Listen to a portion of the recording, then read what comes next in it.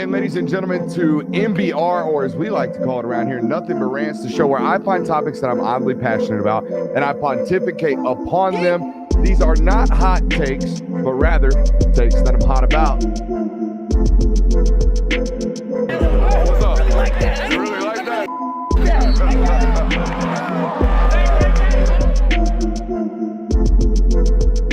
Let's shut up and grab some tape.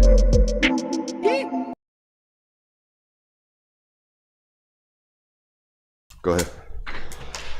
What is up, ladies and gentlemen? Welcome into the Film Guy Network on a fabulous Thursday afternoon. It has been a loaded day. I'm going to tell you that much right now.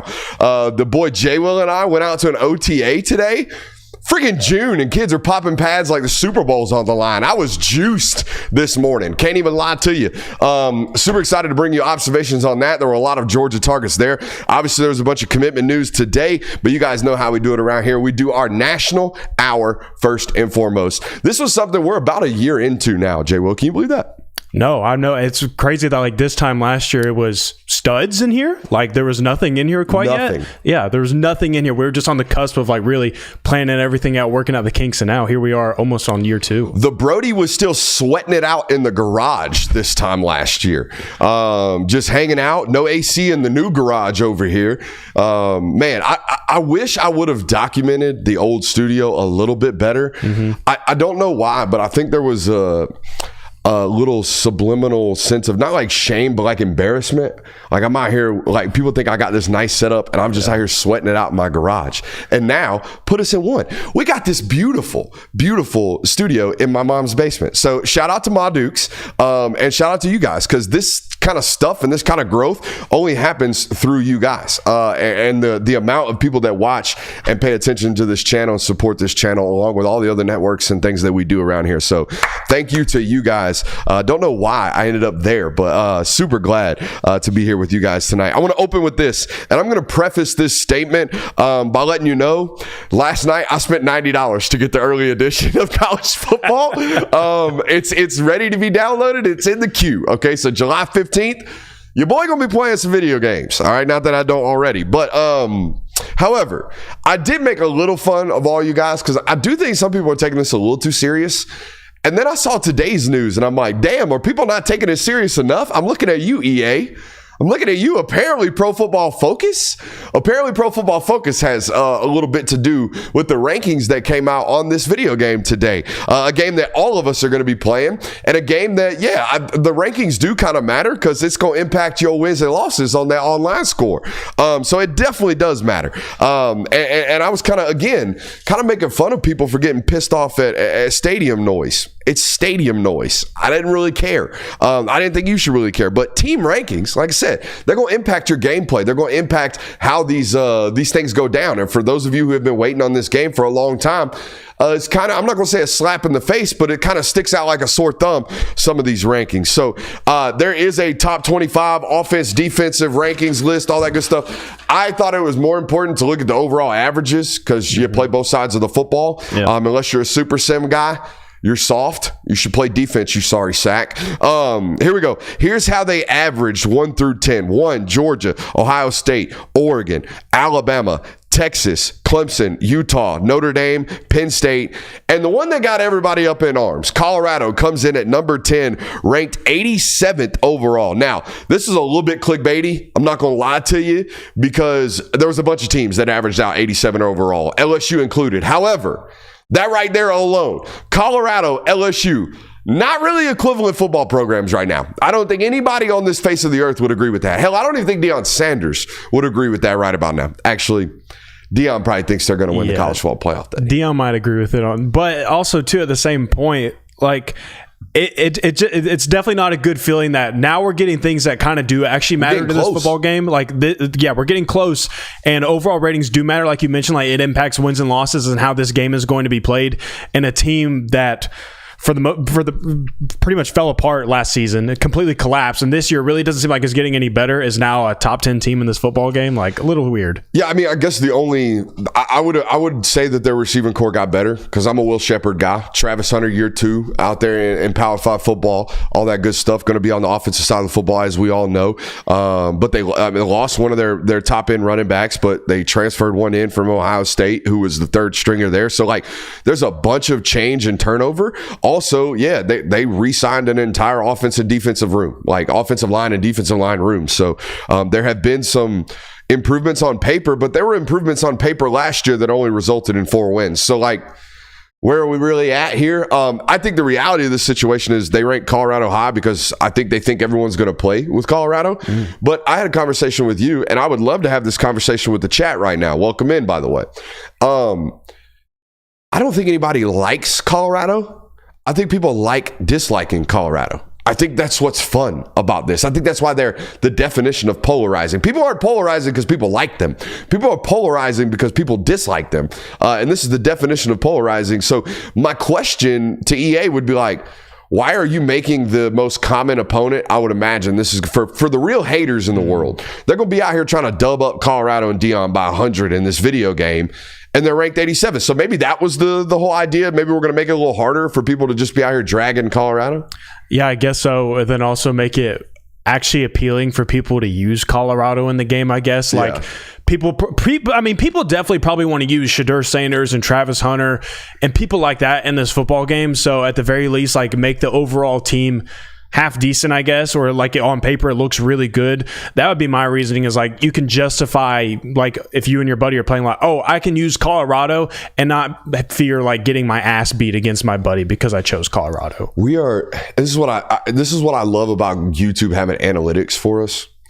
I used to think, oh, we're the young show, right? We're new. I'm young. Younger. I'm not as young as I started. When I first started, I was 25. Now I'll turn 30 this fall, and I'm kind of having a midlife crisis. Early midlife crisis, like one of the first ones. I'm like contemplating whether or not I'm going to change my entire wardrobe. Do I need to start listening to different music? Like what else? Do I need to start going to bed before midnight? Like, do I need to stop playing video games? These are things that are coming to my mind as I turn 30 this fall, especially after a torn calf this spring. Just not helping the boy out with his I'm feeling old shit going on in his head. But I love having the YouTube analytics because I can see the proof of the analytics in the chat right now. We got half people enjoying this conversation, and half the people like, I would rather watch replays of old games than play video games. So the dichotomy of our fan base and our listenership, I should say, not fan base. Fans sounds weird. Our listeners are very, very diverse. We got some old heads in here and some young folks that just, like playing video games like me. I would just simply say, you spend an entire summer putting together a show sheet for a college football show for 2 hours, and you tell me if you can do it without bringing up a college football video game, which is the biggest news right now outside of recruiting. It's really hard. As much as you maybe don't want to listen to it and don't want to hear about it, it's really freaking hard, all right? Man's just went out here and let everybody know, hey, we struggling. The dog days of summer. We are working hard for this one right here. But nah, man, it is a talking point, and it is something worth talking about, and it's something that at least does numbers on everyone else's channel, so we pay attention to it. At least we're not out here doing like breaking live streams when they release things that everybody's releasing and talking about. So welcome into tonight's show. We do indeed have a loaded one for you. We're going to continue to pick apart these rankings here in just a little bit. I got a What the Hell Florida segment. I had a little tweet today. Been a while since the Gator fans been a little perturbed with your boy, so we set them off today, and I'm here to set them off again if they happen to show up today.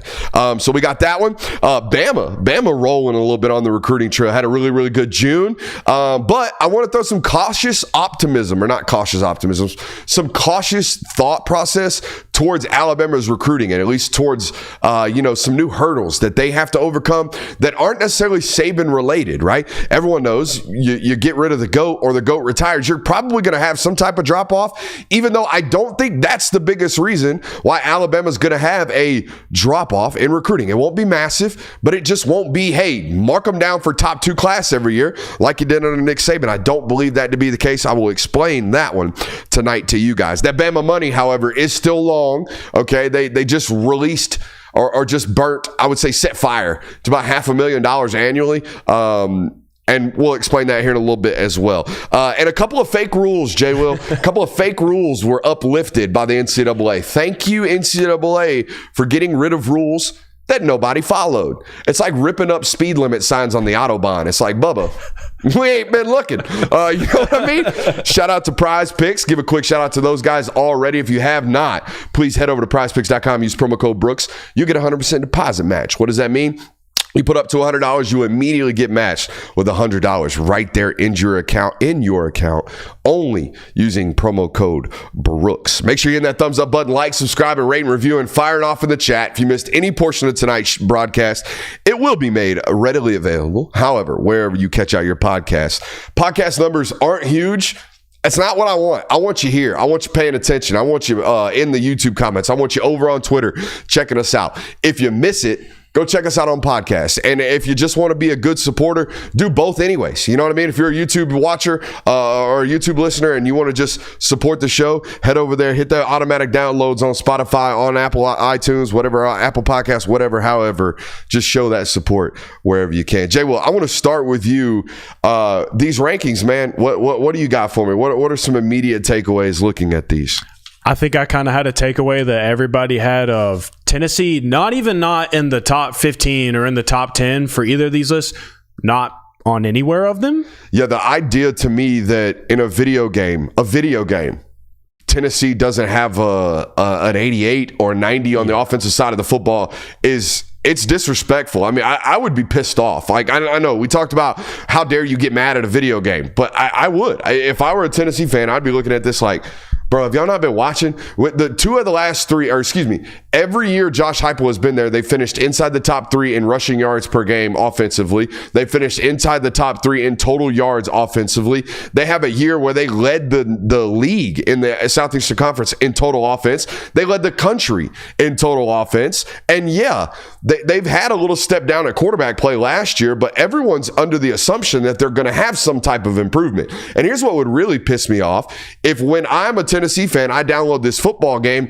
and I turn on it and Nico Iamaleava is like an 88 overall. I'm like, what is going on here? Why are we outside of this ranking? It doesn't make any sense to me. I'm with you. I'd be ticked. Yeah, and the questions are granted. Like, you bring in a fresh new starting quarterback. He has 1 star under his belt. It's the Citrus Bowl against Iowa, which he played well in, but really very small sample size. But there's a lot of teams in this top 25 that have questions of themselves, like Penn State, for an example, who was in the top 10 for overall rating.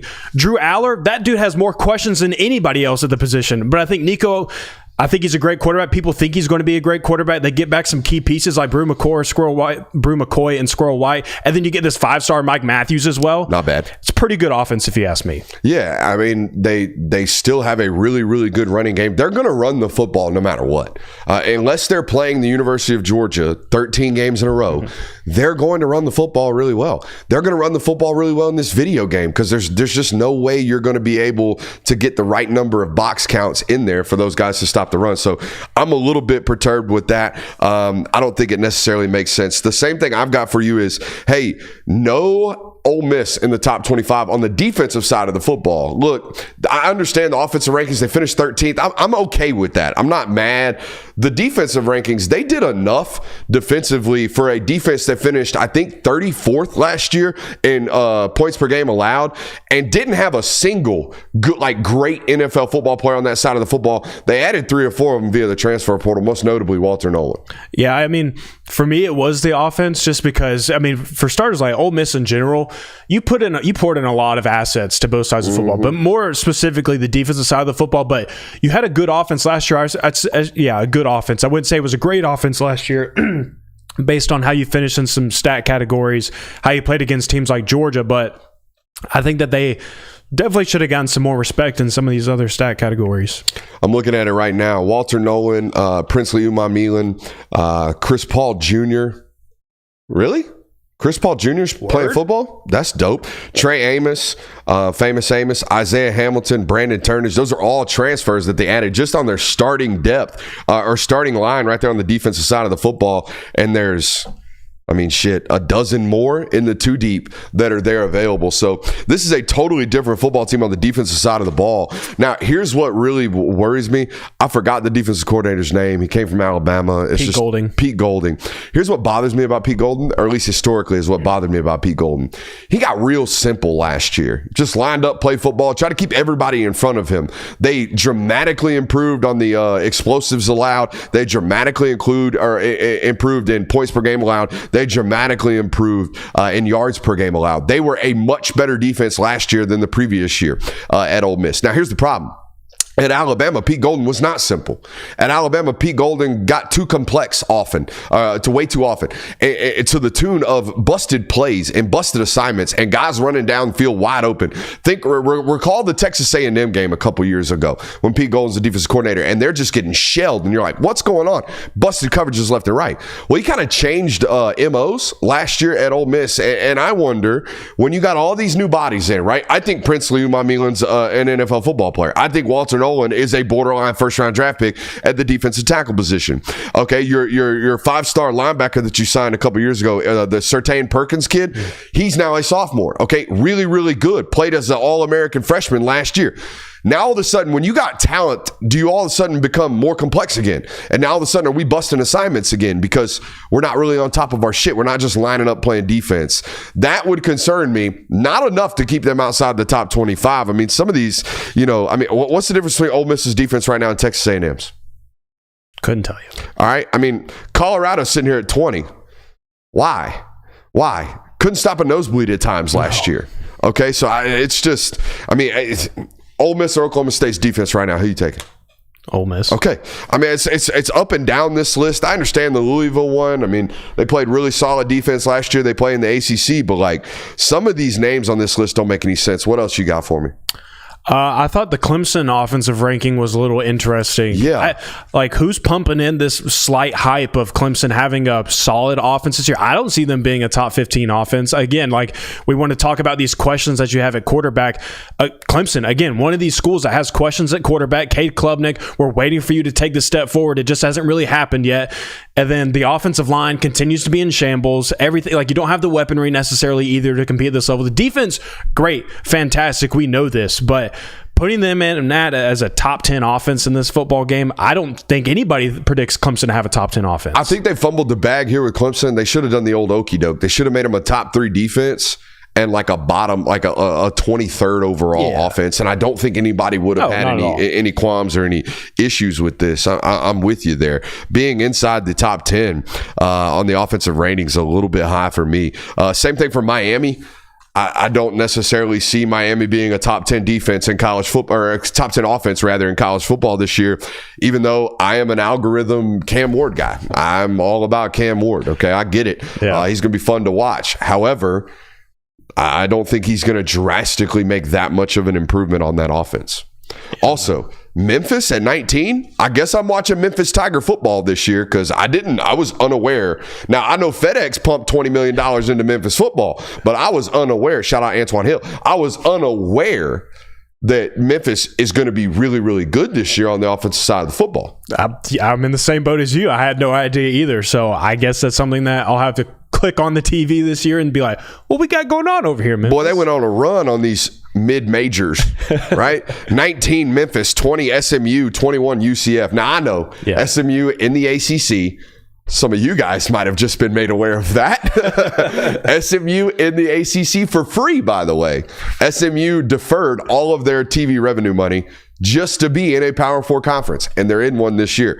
And UCF obviously moved to the Big 12. But that right there was a little bit surprising to me. Also, I don't love to see this, but the anti-Will Howard deep state was confirmed on these offensive rankings. All that talent on that offensive side of the football, all them folks over there, 89 overall, finished 5th, which, I mean, it's good, but it's not top 3 like you thought it would be, right? Yeah, and it's interesting because, how we go back and forth about some of these rankings, where's this team? This team maybe needs to be a little lower. I would say, like, for Ohio State and probably Georgia and some other schools, like, they kind of nailed it right on the head. Like, Ohio State, you have a good offense, a really good offense, better than most offense, but you're not one of these top 3 offenses because of what you have at the quarterback position. But your defense is going to be absolutely insane this year. You got a bunch of studs all over the football field, and that's why you're number 1 on these rankings. So there's a little bit of a mixture of you got that one right, dead on that one, and then some questions. Do you agree with EA that Alabama is the second best team in the SEC this year? Nah. Because they think they're better than Texas by a slim margin. Yeah, I mean, we talked about it in our win total thing, our win total predictions for this year in the SEC of, like, Alabama, it's very likely that we could see you going 9-3. If you went 10-2, we're not going to blink an eye or bat an eye at Kalen DeBoer in that first year, but it's first year in the SEC, new conference, those sorts of things. And also, like, as great as Jalen Milroe was last year for Alabama, as much improvements as he made for them down the stretch, it still feels like that we haven't fully seen, like, that. Like, I don't have full certainty in that being repeated this next year, like game 1 right out of the gates, especially because you're going to be in a new offense now. You're in a new scheme, and I think that's going to take some time to adjust to. All right, so LSU allowed 28 points per game last year. That's 82nd in all of college football. Not great. All right, obviously fired their defensive coordinator, hired Blake Baker from Missouri. Does that make them jump from mid-80s to top 20? Because they're in 18th overall right now on these LSU or on these defensive rankings. And here's what I will say: very, very akin to that conversation we just had about my man from Ole Miss, defensive coordinator Pete Golding. Pete Golden. I don't know why. That's going right over. That's like Buddy from San Jose State, or Buddy from Boise State, as we'll call him from now on when we talk about them in just a second. Shout out Brian Harsin. But no, looking at this, I could just tell they see this the way that I kind of do as well. Yeah, so. I mean, I would say for a team like LSU, probably what factors into that a lot is how have you recruited over the past few years? Like, what kind of players have you brought onto this program? And LSU, despite their struggles on the defensive side of the football, hasn't been really from a lack of recruiting. And I think they made some additions at the defensive back room. But outside of that, it's pretty much the same core guts on the defensive side of the football. They're just hoping that the defensive coordinating changes. And it wasn't just the coordinator. They changed the coordinator. Pretty sure they changed the linebackers coach. They got a new D-line coach. Don't know, maybe a new DB coach. But they spent well over $4 million rebuilding the defensive side of that football. Yeah. So we'll see from a staff perspective. But did not do much on the player personnel side of things. One thing that was also noticeable on these rankings, EA Sports got some questions about Florida State that I have. Okay, right here on the the offensive side of the football, ranked 22nd. You would assume that's a lot to do with quarterback play, like maybe some lack of weaponry. Like they're basically relying on the sophomore. Oh man, bad night for names here. Was a top 5 wide receiver commit in 2023. Played as a true freshman last year. He's number 8 on their roster. Just pull it up for me and you'll get the name. But anyways, they're kind of relying on him to really have an explosive year too, despite the fact that he looks to me like he's put on some weight from his high school years. But anyways, as I sit here and say Malik Benson? No. That is a transfer. Yeah, you're right. Just look up their 2024 signing class. You'll find it. He's the number 1 recruit in that class. Anyways, they have questions about Florida State like I do. 22 on the offensive rankings, 11th on the defensive side of the football. I'm all for just assuming that they're going to be able to replace everything because Lord knows they tried. They got the bodies in, and they're quality bodies from really good football programs. They took guys from Alabama. They took guys from Power 5 football programs and brought them down to Florida State. I have qualms, and maybe I should get rid of this because this is where we're at in college sports, both football, baseball, basketball, every sport, every team. There are national title competing teams every year that are just brand new. They just reset their roster, and they got 8 months to get together and go play the best versions of themselves that they can. I find it really, really hard to just believe that every time we reset the model and reset the mold, we're just going to be great again. Do you have it for me? Hakeem Williams. There he is. Hakeem Williams. He's got to be great this year if they're going to have the offensive production, particularly with the limited, we'll call it limited quarterback play that we expect to see from Florida State this year. It just isn't Jordan Travis, right? Jordan Travis, particularly with his legs, made that offense really, really hum last year and in years prior. So I'm interested to see whether or not Florida State can absolutely reload like everyone just assumes that they're going to be able to do. Okay, so EA Sports also has very similar questions about them. Do you have anything else off this list? No, I think Florida State kind of wraps it up for me as well. The Virginia Tech hype is real. We see that. Yeah, but it's not like burning hot. We plug them in at 22, and like we think that they might be one of the better ACC teams, but that's not really saying that. I circled Arizona and NC State's offensive rankings. You lose Jed Fish. You bring in Buddy from San Jose State. You lose your top running back. Yeah, you got McMillan. Yeah, you kept Fafita. Yeah, you kept Fafita. Okay, that's great. But I personally think Fafita is a little bit physically limited based off what I've seen. And Jed Fish overcame a lot of that with really, really good play design. All right. I think Jed Fish in Arizona's offense was probably one of the more watched and stolen from systems in all of college football last year. And I think he did a great job of play calling and play design and when to do things and how to set things up. All right. On top of the fact that, I do think McMillan is a first round talent at the wide receiver position. All that being said, you can't just assume that Buddy from San Jose State is going to be able to roll those things over because I don't believe him to be that. Same thing for NC State. NC State had an abysmal offense last year. Okay. And I'm suddenly supposed to expect Grayson McCall to be the magical difference maker. All right, if Grayson McCall was good enough to take you from 100th offensively to inside the top 20, Buddy, he wouldn't be at NC State. He'd be in the damn league by now. Also, Buddy would have not been basically, oh, you're in the portal? Cool. Go back to Coastal. That's what happened to him last year. Does no one remember this? And now all of a sudden he plays another year at Coastal, an average one that looks nothing like the COVID year that everyone remembers him for. By the way, during that year at Coastal, they were essentially running the triple. No one wants to talk about that one either. NC State ain't going to be running the triple this year. They're going to be asking him to make decisions and throw the football.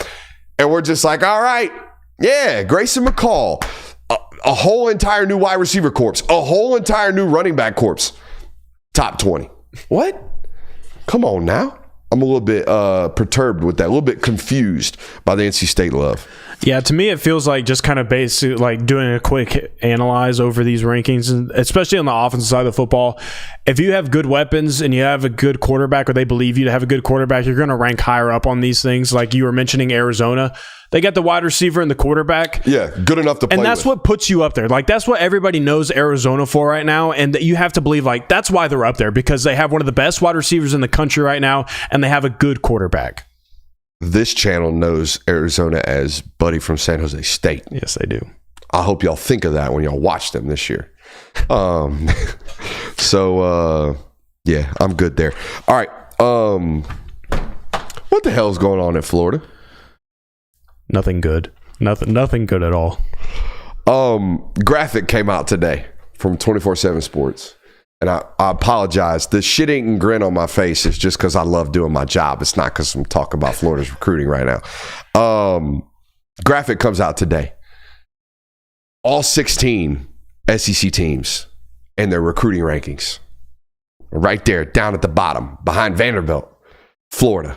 Now, Florida currently ranks dead last, like I said, in the SEC, 16 out of 16. They have 7 commits, one of which is a punter.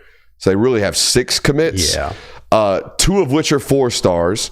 All right. And the other 5, all right, the other 5 commits are 3 stars. One of them is a punter. So the other 4 commits are 3 stars. So it's just not great right now, which led me to the tweet of, hey, it was kind of in jest, hey, who left their replacement with a shittier situation? Dan Mullen or Billy Napier? Because everyone knows Dan Mullen just kind of kicked his feet up, didn't really recruit. Even so much as so is like Kirby Smart's making like jokes about it after beating Florida this year. And so much so that like Dan Mullen kind of admitted to it. It was like, I'm okay with it. It is what it is. Also, while not caring about recruiting, he got the school into recruiting violations. That was wild to me. Dan Mullen notoriously did not give a shit about recruiting. Dan Mullen also notoriously had one of the biggest self-reported, recruiting violations that we've had in like the last 5 years. I don't know if anybody remembers that. Basically was inviting kids onto campus when he wasn't supposed to. They had a tour, a campus tour, show up on campus, a bus full of kids, and they were like, all right, we're not supposed to, but let's walk them around. Got reported by their own AD. So that happened. I tweeted this out. Again, kind of in jest. 2 4-stars, 5 3-stars. But Brooks, this is what Florida fans told me. But Brooks, it's June, man. Chill out. You're an idiot. You don't know shit. This is recruiting. It's June. It's June. It's June. It is June. And I went and ran the numbers today. JWill, did you know that 60% of the top 100 athletes in the 2025 class are already committed? I know that. Did you know that 12 of the other 100 that are uncommitted, so we're at 72%, the other 12 already have decision dates set up, and they're within the next month? So might as well be taken off the board. Yeah, they gone. They gone. Also, so that's great. That's my first thing. I got 3 things right here for Florida fans, even though, again, I was kind of trolling, but I'm kind of not, because it is a cause for concern. It is a major cause for concern. 1, 72%, 60% already committed. 72% will be done by the end of July. All right? That's the first thing. Second thing, you think this season's going to create some momentum on the trail for Florida? That's what we're thinking. We're thinking the hardest schedule, in which Vegas has your over-under at 4.5? Yeah.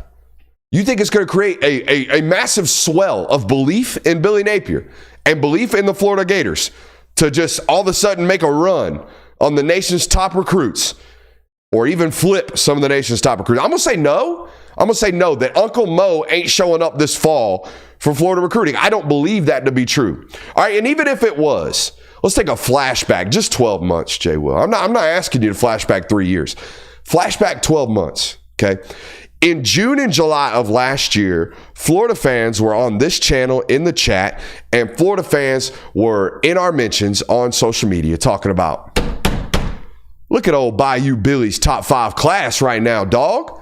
These Gators are out here rolling on the trail. Couple 5-star commits, dog. Look at this. Look at this. Top 5 recruiting class for Florida in the middle of the summer last year. Does anybody remember what happened, about a month before signing day, after last year's season, almost bowl eligible season, right? They had 7 decommits. Excuse me, 8 decommits from November until signing day. What was that? That was Uncle Mo leaving the building.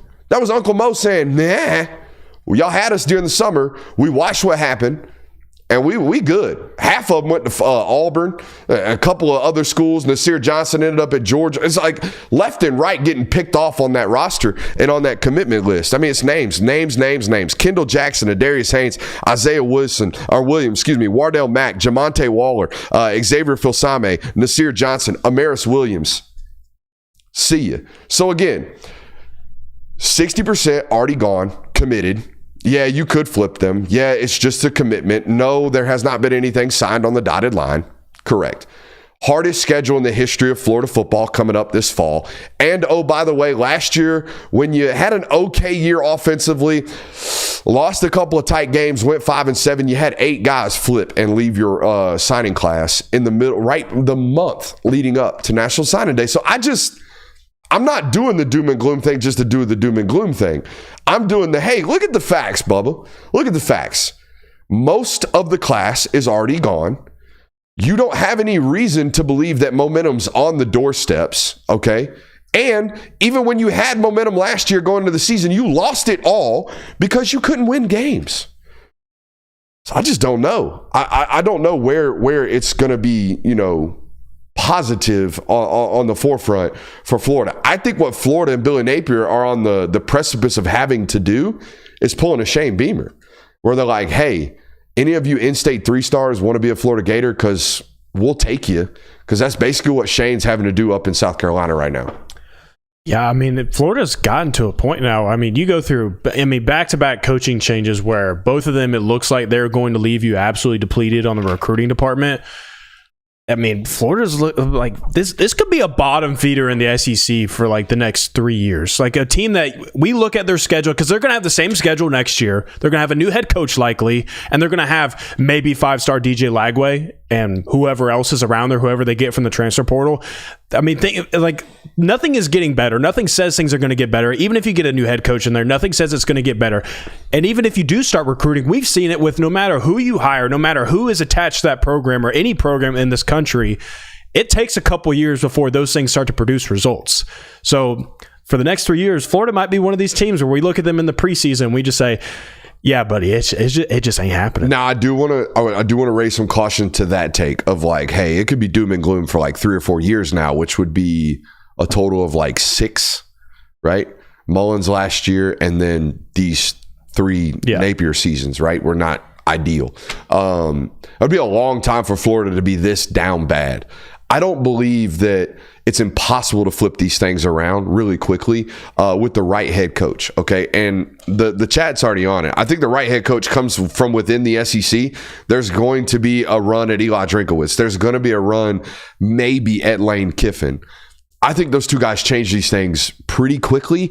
I mean, Eli turned Missouri into a 10-win team like that, all right, in the SEC East when there were still divisions. So that's hard to do, okay? And he did it up there. It's much easier to turn things around for the positive down at Florida than Missouri, for damn sure. Same thing at Ole Miss. Much, much easier. I think people forget how hard of a job that was at Ole Miss when he first got there. I mean, I think they had just gotten out of NCAA sanctions, just ran Ed Ogeron out of town, right? Isn't that how that went? Wasn't Ed like interim head coach, and then they said, get up out of here, I'm hiring Lane? I think you might be right. I think that's how that process went down. And when Lane got there, it wasn't like immediate success. It was kind of a slow grow out there for those guys. So I do think this could be a relatively quick turnaround, particularly with how the nature of college football goes. So Ed O was head coach from 2005 2007. And wrong. So I was wrong. After that, it was Hugh Freeze. They ran him out of town for Hugh Freeze. Yeah. And then they fired Hugh Freeze. And then who'd they hire? Who was the interim? Gosh, I couldn't even tell you. Was it Houston Nutt? Might be. I'm confusing my Ole Miss coaches, but either way, I think we've seen historical examples of quick turnarounds. Oh, Matt Luke was the head coach. That's right. I confused the Swamp Monster with old Matt Luke. Yeah. They ran Matt Luke out of town, who was also a member of the alma mater out there at Ole Miss. Chat hit us before you did. Shout out to the chat. But anyways, I don't necessarily know. It's not going to be easy. I'm going to tell you that right now. It's not going to be easy to turn these guys around. However, the blue chip ratio came out. Shout out to Bud Elliott. The blue chip ratio came out, and they're 15th in terms of blue chip. So it ain't like this roster is just ass. Yeah. It's just not. It's not Florida standard in terms of the wins and losses, and they play in the SEC. So you kind of got to have like a top 6 blue chip ratio to be one of these considered favorites in most of your matchups. Yeah, and you pair that up with just some questionable coaching decisions and lack of discipline on a football team, and especially when a program is kind of already down a little bit. I mean, we talk about this with a lot of teams of, like, if you start out of the gate kind of slow, it's just kind of hard to pick yourself back up. And then you go and lose games that you probably shouldn't have, regardless of the situation. And I think that's kind of just the point of where Florida's football program is at. And they're at risk of that happening this year with the schedule. All right, so the Florida ticker is down. The graph and the bar chart is heading south. Kalen DeBoer, stock up on the other end of these things. Bama is on a little bit of a roll as of late. Just in the month of June, they flipped 5-star Keelan Russell, the quarterback out of Dallas that was committed to SMU. Dawson Merritt, a 4-star linebacker. Chuck McDonald, a 4-star corner. Anthony Turbo Rogers, a 4-star running back. Was at IMG, but he's a Bama kid, committed to Alabama as well. Jackson Lloyd, an offensive tackle. Michael Carroll, an offensive lineman. Mal Waldrop, who's a 3-star offensive lineman that I love. I think Mal Waldrop is just as clean as they come. A little bit some physical limitations, but from a tech standpoint, hat and hand and foot placement and feet placement, terrific football player out of Columbus. London Simmons, a 3-star defensive lineman, and they got a kicker commitment as well. They've been on a good bit of a roll out there, and I will give him this. He's doing a decent enough job in the state of Alabama, and he's kind of doing some national recruiting, right? Got a guy, I think, out of Ohio. He's got a kid out of Florida in the mix. Got a kid out of Texas in there as well. There's a good bit of mixture here of where he's going to locate his talent as well. Yeah, and this is the best news that you could possibly receive if you're an Alabama fan. I mean, before you even get to playing football games, like you haven't even seen the on-field product of Kalen DeBoer with the Crimson Tide. He has the number 2 recruiting class right now in the country. They're on a good trajectory. They're building up momentum. 9 commitments this month in the month of June. The month isn't even over just yet, so they might even add to that tally before it's over. Everything is pointing upwards, and you'd have to imagine, like even if you don't get to 10 wins this season, like if you win 9 football games in your first year in your Kalen DeBoer at Alabama, there's belief around you. There's like, this guy can do it. You win 9 games in your first year in the SEC, and you're recruiting at this level. Like, there is a lot of momentum. There's a lot of belief in that program. There's a lot of belief in Kalen DeBoer as a head coach in the SEC. So you would think that this just carries on into the next year. And the scariest thing for other opponents in the SEC and across the country is this dude played for a national title with like the 40th ranked recruiting class. This dude played for a national title with bare bones. Now, granted, a lot of those kids were drafted. I think 6 of those Washington Huskies were drafted in the top 3 rounds. 2 offensive linemen, all of the wide receivers, the quarterback, obviously, an edge rusher. There was a bunch of NFL football players drafted off that roster. So it wasn't like, they weren't great recruits. They turned into great players under Kalen DeBoer out there in Washington. But that's the scary thing. This guy been beating ass with nothing. All right. And now you're going to give him the number 2 overall recruiting class. That's good news for Alabama football fans. Here's the bad news for Alabama football fans. This guy will never recruit at Nick Saban's level for 2 reasons. One, Nick Saban was the GOAT. We all know that. But Nick Saban didn't have to deal with what Kalen DeBoer now has to deal with, which is recruiting competency at his in-state school. Nick Saban went basically 500 or a little bit over 500 against Gus Malzahn. And I'm going to tell you right now, Gus Malzahn didn't give a shit about recruiting. He didn't. It still kind of doesn't. Gus Malzahn is a system over prospects football program. They run what they run. They recruit to fit people what they run, or to fit what they run. They're not out here just trying to sign the best players and then creating systems that accentuate those players. No, the system is the system. We bring in people who fit the system. So they're never going to recruit at an elite level. They never did at Auburn. They were about top 13, top 15. They were in that range every single year under Malzahn, with the occasional blimp into the top 8, top 5. All right. This was not, even during their years of winning national titles or competing for them, which is shocking to believe that Malzahn won a title, or Chizik did with him as the OC. And then 2 years later came back with Nick Marshall as the quarterback and played a game, like a real game against Florida State for 2 or 3 quarters in a national title game. That was surprising, but he never had to battle Malzahn in state. Kalen DeBoer is going to have to battle the shit out of Hugh Freeze. Hugh Freeze cares about recruiting. Hugh Freeze has prioritized recruiting. Hugh Freeze has that booster base out there at Auburn caring to fit the bill for a really good recruiting program. And if you don't believe me, look at the Alabama in-state recruiting rankings right now. All right. Auburn has commitments from number 3, number 4, number 5, number 8. Number 9 is Anquan Fagans. I'm pretty sure he's an Auburn lean. Number 9 and number 17. Those are 6 of the top 20 players in the state committed to Auburn. Those are players in years past where Nick Saban could sit with his feet on the desk and go, I like that guy. I like that guy. I like that guy. I like that guy. We'll take those guys. Now, let's focus on recruiting real superstars out of the state. Kalen DeBoer doesn't have that luxury. Kalen DeBoer is in fist fights with Hugh Freeze for in-state products. All right, that is different. You know how I know? Go back, 2022. All right, go back to 2022 when, they're in kind of some transition or whatever. You take any class you want to. I took 2022.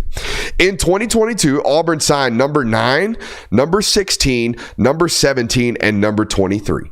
That's a little bit different than signing 5 of the top 20 guys. All right.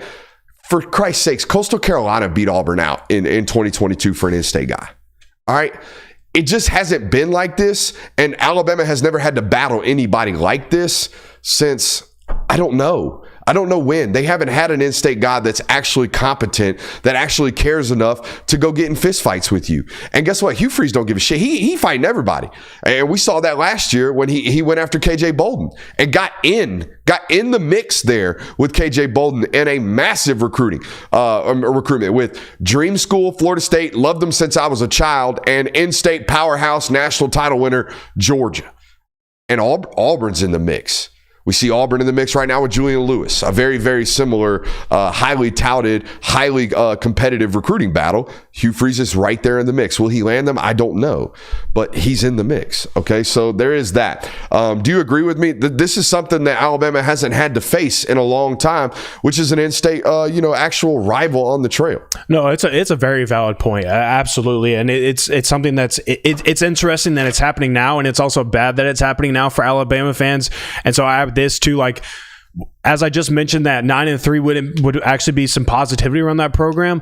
The biggest fear would be you go 9-3 and Auburn goes 8-4 in year 2 with Hugh Freeze, and then you are actually like going head to head constantly on the recruiting trail, because now there's a lot of belief in both of these programs, and it's a very different belief in Auburn than it was even under the Gus Malzahn years. You know, it's a very different vibe around them right now.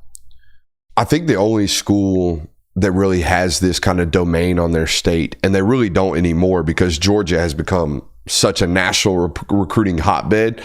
Georgia does kind of have the pick of the litter here in the state, or at least they always have under Kirby Smart, where he kind of gets to go through the list of prospects here in the state and kind of, I want that guy, I want that guy. We're going to have a battle here. Maybe we win it, maybe we lose it. There's been a couple of in-state battles historically that they've gotten beat on. Travis Hunter, most notably, right? Caleb Downs, another one. Justice Haynes. There's a couple guys every class, but that's because Georgia is what Georgia is.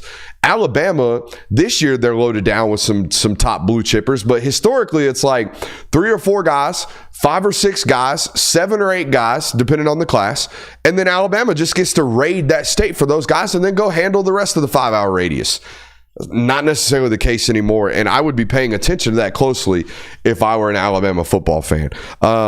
Hey, but that money's still long out there at Tuscaloosa. Oh, yeah? That money long enough at Tuscaloosa to set fire to $500,000. What? Yeah. $500,000? $500,000. That's what they're paying Nick Saban to be an advisor. They're giving Nick Saban $500,000 annually for, there was no length of the contract in the news today.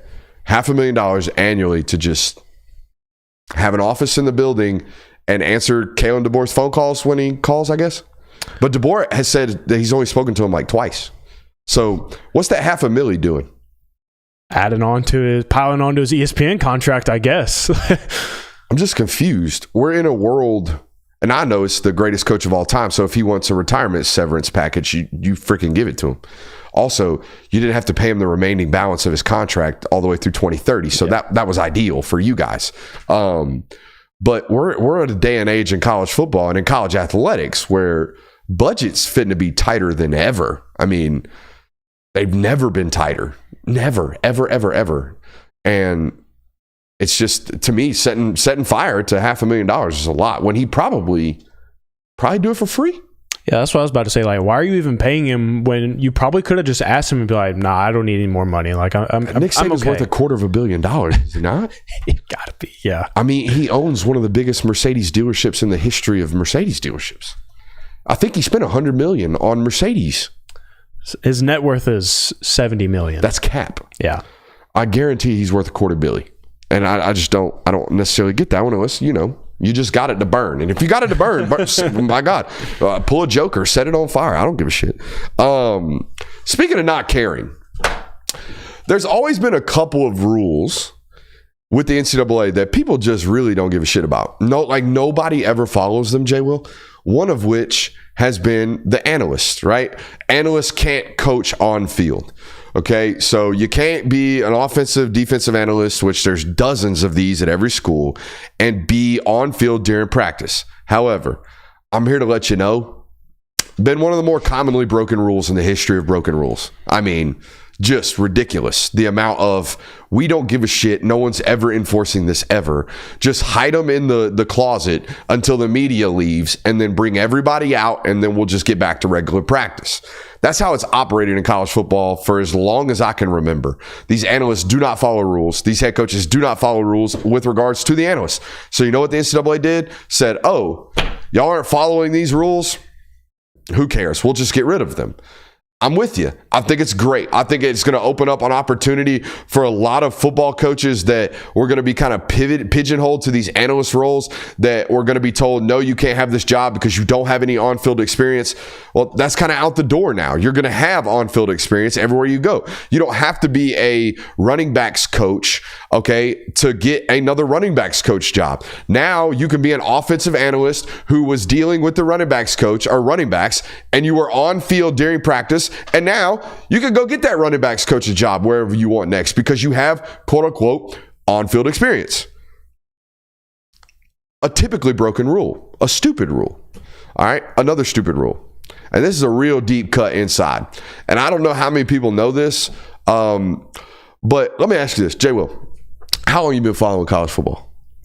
20 years? 20 years. Around 20 years. 2 decades. Have you ever heard of a football player being suspended for failing a drug test? I have not. Never. Not once? Nah. But you know that the NCAA has been testing for weed. That's what I hear. That's what you hear? Yeah. That shit's so fugazi. That shit is so fugazi. I ain't never heard of a college football player being suspended for any portion of games by the NCAA for failing a drug test. Now, am I subject to sit here and believe that nobody in college football is smoking dope? Hell no. Hell no. Kids smoking dope left and right. Matter of fact, I'd rather you be smoking dope than taking opiates to hide your pain, all that good stuff. Smoke a J, don't take the pill. I'm just going to let you know. That's my personal opinion, okay? Don't be getting hooked on painkillers. Just smoke the devil's lettuce. You'll be all right. The NCAA taking the same path here. The NCAA is allowing people now to smoke weed and not test them. Now, the chat's all on it. The chat is all on it right now because, yes, there have been football players suspended for violation of team rules. Because guess what college football coaches been doing? They've been the ones testing these kids for weed because college football coaches don't want dope smokers on their football team, despite the fact that their football team is loaded with dope smokers. Okay, so this has been one of the more notoriously broken rules left and right. In Division II, I don't know how it works in the Power 5. In Division II, we were let known, hey, they ain't testing for street drugs during the season. Now, if for some reason you're 0-11 football team, Shorter University, you're 1-10 football team, if for some reason y'all make the playoffs, y'all might get randomly selected. And in the playoffs, in Division II, you would fail for street drugs. You wouldn't in regular season. You know how I know? Because I ain't never had a teammate fail a drug test in college. And I know teammates that were smoking dope in college. Now, they would stress their ass off trying to pass these tests, JWill, and they would just pass them. And I'm like, boys, you don't need to take the magical pill from Amazon that makes you piss 75 times in the next 24 hours, borderline kill you from dehydration while flushing your system with 7 gallons a day. You don't need to do it because they ain't testing you for it. Now, buddy over there that's on PEDs, you might need to get some clean urine. But if you're just out here smoking a little dope, the NCAA ain't never going to get you. Now, Mark Richt might have got you. Okay, LSU's LSU's athletic department might have gotten you. I've heard their in-house drug testing is one of the stiffer in college football. Ohio State is one of these that notoriously has a really tough in-house drug testing policy. However, ain't nobody following that shit. Any thoughts? Yeah, we talk about hitting your layups, doing the bare minimum. This is just walking and showing up in the gym. Like, this is just, you have to do it anyways. Like, just might as well, like, we'll go ahead and stamp it as a requirement. You were already doing it. Maybe you weren't aware of it, but yeah, just showing up. This is basically just the NCAA showing up like, all right, whatever. Like, we got to do it anyway, so we'll just go ahead and do it. Failing an NCAA drug test is like a competency test. It's like, buddy, really? That kind of thing. So I'm good on this. The weed, the analyst, smoke them if you got them. We got a whole other hour coming up right now.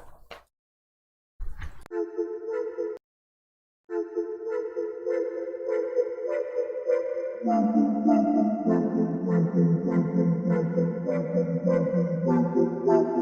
into Talk the Dog, the show where we find a bone to pick and a take to give. These are not hot takes. These is dog takes.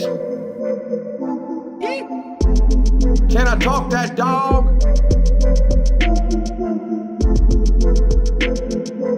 What's up? You like that? You really like that?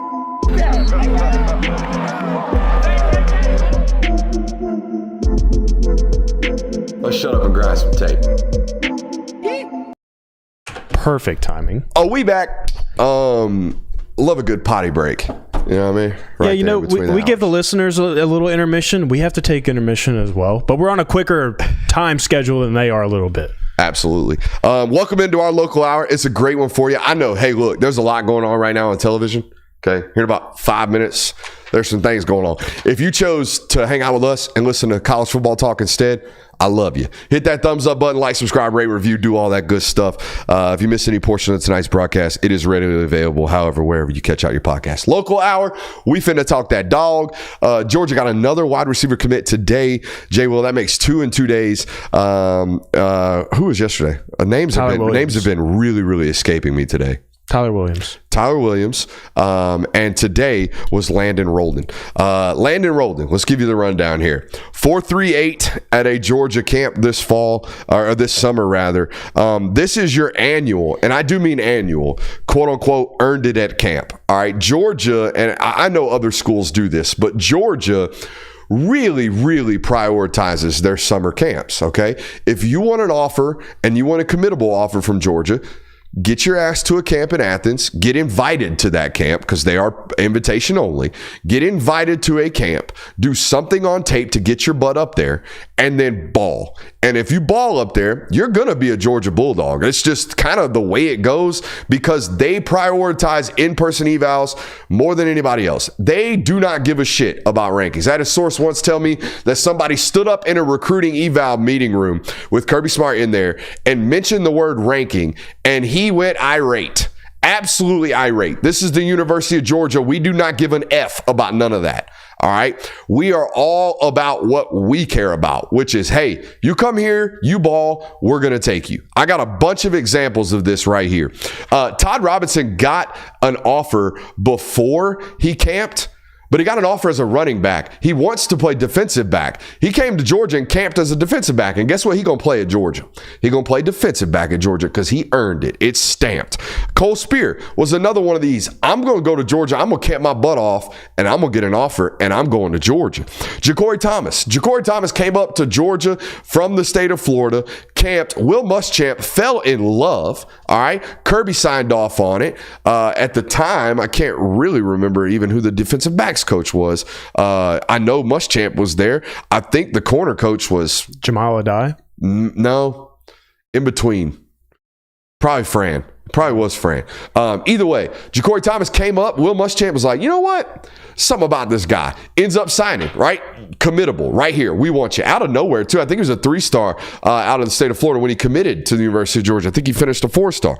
All right, so that was an example of this. CJ Madden, all right? He was a camp eval. Camped at Kennesaw State, ran 4.78 at 6'4", 245 pounds with a God knows how long wingspan. That put him on the radar. Came up to Georgia, camped, committable offer. You're coming to Georgia. All right, another one. Eric Stokes, probably the most famous example of this. Eric Stokes came to a Georgia camp, camping as a running back, left the University of Georgia as a first-round corner. That's pretty daggum good. They saw something at camp that they wanted that kid out of Eastside High School, and they took him. Quay Walker, I found out. You listened to this prior to the show. Quay Walker was a borderline. We got to find out. We got to figure out. Stamped. Came to camp, played really well at camp, got an offer, committed to Georgia, first-round draft pick. Channing Tindall was one of these examples, I was told. We thought we liked him. He showed up here. We loved him. And Dylan Bell, another one of these examples of, hey, showed up, camped his butt off, got an offer, and ended up signing there. the thing about Georgia is that all of their signees, almost all of their signees have to camp for them. It's almost like a rite of passage. So it's a rite of confirmation is what it is for those guys. So much so that guys like Elias Williams camped this summer. Can you believe that? That blew my mind when I found out Elias Williams not only showed up for an unofficial visit prior to his official visit, but was like, oh, y'all want me to run around? No, okay. I'm going to go out here and run around and do what, 5 stars do. So there's that. You get blown away by an in-state guy, you take him. And I'm fine with this, especially with the way the world of college football works now, which I don't know if there's been any data provided on this, but I would have a curious thought experiment about the transfer portal. And this is my theory. I think majority of transfers transfer back closer to home. I think they either go to, like Tyler Williams, who went to Minnesota, right? Yeah. Tyler Williams got family in Minnesota. Bet you didn't know that. Did not. That's why he's there. All right. So there are these types of every year. Jake Pope transfers out of Alabama. Where's he end up? Georgia. Didn't know his defensive back coach was going to follow him at the time, but, it's kind of unlucky for him. Guy that didn't play. I'm not saying that Travaris Robinson doesn't like Jake Pope, but Travaris Robinson didn't really play Jake Pope at Alabama, and he left, and now Travaris Robinson's here. And Jake Pope's good, so he's going to play. It's like, that kind of thing. Either way, I think a lot of these guys transfer back closer to home. So if that's the case, if you got an in-state kid who loves the University of Georgia, well, take him, because he's probably not going to leave your roster. Because where's he going to go? Tech? Okay.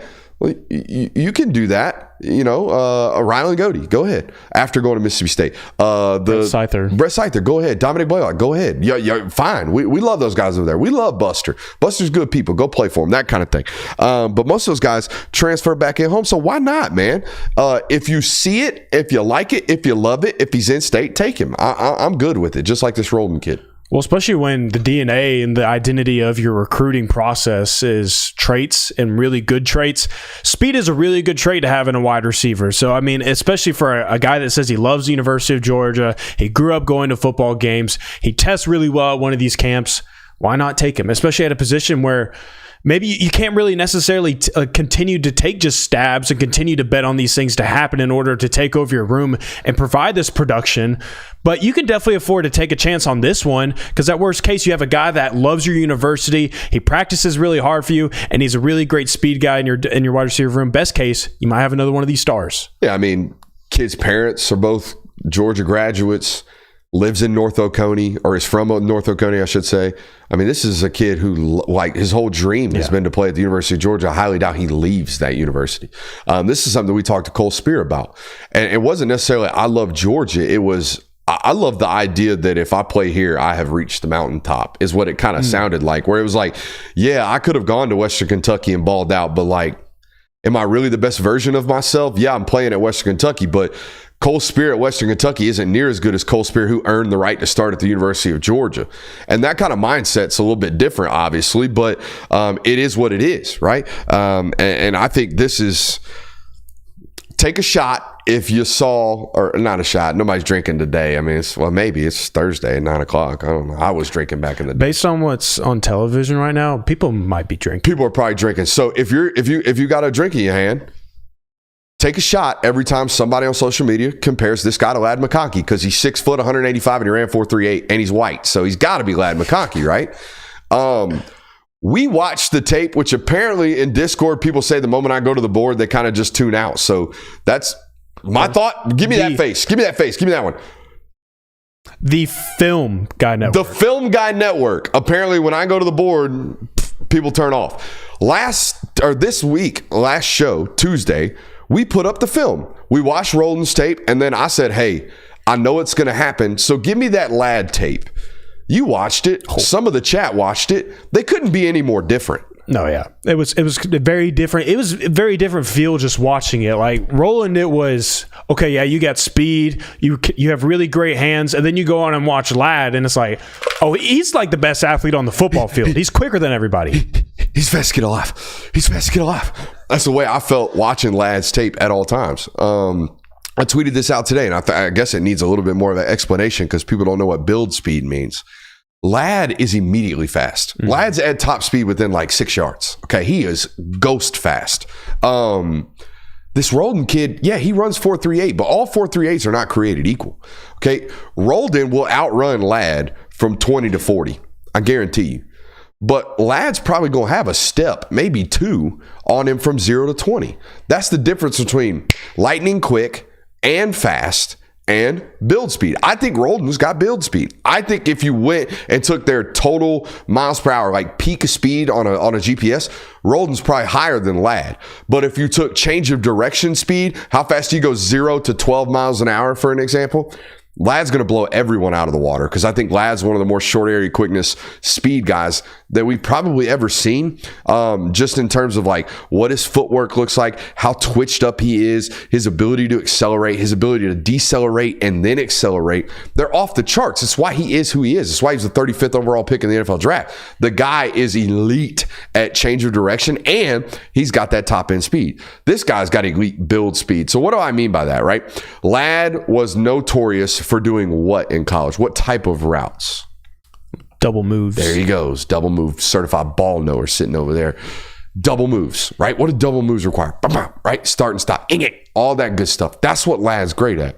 I think Roldan's a take the top off the defense type of guy. All right. He might look like Ladd McConkey. He is not Arian Smith. He is not Anthony Evans. But I think he's closer to that as a football player than as a guy who might one day project as a Z or when he gets to the league, be a multi-purposeful wide receiver, which is what Ladd is. Ladd's going to be the guy for the Chargers this year. He's going to play everywhere. He's going to play X. He's going to play Z. He's going to play in the slot because he can do all of those things. I think Roldan's here to take the top off first and then come back and develop the rest of his game.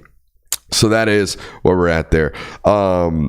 That list, man, I want to go back to this examples of in-state takes. Now, Dylan Bell was a hit. Quay Walker, Channing Tindall, Eric Stokes. Home runs. CJ Madden's at Purdue now. Mm-hmm. Ja'Cory Thomas is entering year 3, and he's been over-recruited. Yeah. Now, he's a great player, and he's a dog. He's a damn good dog. He's going to stick around for a long time, I believe. But, like, Cole Spear, great special teams player at the moment. Don't know if he's going to crack the lineup at wide receiver during his time at Georgia. We'll have to see. And Todd Robinson is the most recent example. We'll see. As of late, there hasn't been a ton of home run hits, but for every, Cole Spear, there's a Dylan Bell, and you take those. And the hit rate on that is just as high as the industry standard at the 5 stars. 5-star hit rate's like 50% right now.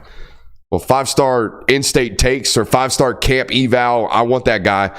Takes right now at Georgia are about 50-50. So it's like dating back to like Eric Stokes' class. So like over the last 7 years, 8 years, you've taken like 10 of these. Yeah. So like you're taking around an average of maybe like 2 a class, I'd say hitting on these at about like a 50% rate. It's pretty dang good. Yeah, especially considering like you're basically taking them off of a 5-hour, interview. Yeah. Essentially, on top of tape and all that other stuff and going to see him in person. But it's really these camp evals where, and I'm totally in agreement with it in the sense that very rarely, never am I allowed as a football coach to take a prospect and make him do what we do. You know what I mean? Like, hey, we take this drop this way. We do counter this way. All right, now let's go out on a practice field and let's watch you do that. And let's evaluate that. Whereas, all right, now I got to watch this quarterback who's in this wide choice spread offense on tape, and he's doing nothing that we're going to do. How am I going to translate that? How am I going to equate that into what we do here? Well, when you get them onto campus, you can do these types of things. You can put them in very unique situations to see where their flaws are and to see if they have any. Yeah, I mean, it seems like a no-brainer that you would do this as a college football program because you think about anything else in your life, basically from middle school and even elementary school age stuff, like every travel ball team you play for, every AAU basketball team. The tryouts. You got to try out. You have to make the team. So it only makes sense that this school that is going to invest a scholarship in you, monetary value, NIL money into you, that you need to try out for our football team. Football tryouts. You don't know the movie, do you? Nah. How do you make the football team? You come to the tryouts, you big dumb bitch. It's the longest yard, though. Oh, I should know that. Yeah. I know that. It's been a minute, though. Football tryout. Can of Coke and a can of corn and Diet Coke, I'll be all right. We went to an OTA today. No, let's talk about who could be next. Let's talk about this right quick. Bunch of commitments still on the ballot, okay, for the University of Georgia moving forward. You got Travis Smith Jr. set to commit July 13th. I think Tennessee's making a run there. We'll see. All right. He fits the system at Georgia far better than he fits the system at Tennessee, in my opinion. Tennessee needs to recruit a bunch of 6'1", 10-3 guys. That's what they need. They don't need an 11'3", 6'3", 200-pound possession receiver who's an elite red zone target. They don't need Colby Young. That's what Travis Smith is to me. Travis Smith Jr. is Colby Young. Colby Young's going to go to the NFL Combine. He's going to run 4.68. He's not a burner, but he's 6'4". He doesn't need to be one. He's 6'3.25", whatever he measured in at. He's a big, long, rangy, high point, tough contested catches, really soft but strong hand type eval. That's exactly what Travis Smith Jr. is. I don't think he fits Tennessee like he fits Georgia. That's my personal opinion. Tavian Wallace set to commit July 15th. Very interesting, right? They they got to find out what they're going to do at that other linebacker spot. Is it going to be Tavian Wallace? Is it going to be Luke Metz? Are they going to try to flip him from Alabama? Who is it going to be at that spot? Is it going to be Christian Gass from Eastside High School? They got to find that out, right? And I think they'll learn a lot about that July 15th when Tavian Wallace makes his decision. July 20th is two guys, Bryce Davis and Cortez Smith. Cortez Smith's recruitment's gotten very interesting now with Donnie Glover having already been a commit. Don't know if they'd take two interior offensive linemen. I mean, for Christ's sakes, they haven't taken one in the last three classes, it feels like. Yeah. You know, I mean, Malachi Tolliver plays center, but he was a tackle in high school. He's 6'6", you know, with 85-inch arms. He's built like a tackle, but he's playing offensive center because he doesn't have the testing measurements of a tackle, even though he's physically that. The rest of the guys, you basically have to be 6'9", you know, 375 pounds when you come out of high school. This is a very, very different eval in Cortez Smith. He comes off the board July 20th. I think I like where they stand with Travis Smith Jr., and I definitely like where they stand with Bryce Davis. The other guys, where are they at with Tavian Wallace? Where's that recruitment stand? Who's he like? Who's he favor? I think I saw some apparently he named a leader today on somebody reported something, but I haven't heard that. Bryce Davis, you're certainly the leader there for the cat out of Grimsley High School. Julius Holly is set to commit this weekend. I don't know, right? I do know. I've already put it out on Patreon, patreon.com/Brooks Austin. So there you go. If you want my prediction, my SSM, my sliding scale, my jiggy is over there. JWill, you popped your OTA cherry today. I did. You know, I don't have this like deep, long-lasting connection to football like you or even Christian do because I did not play football. Did you get the Goosies today?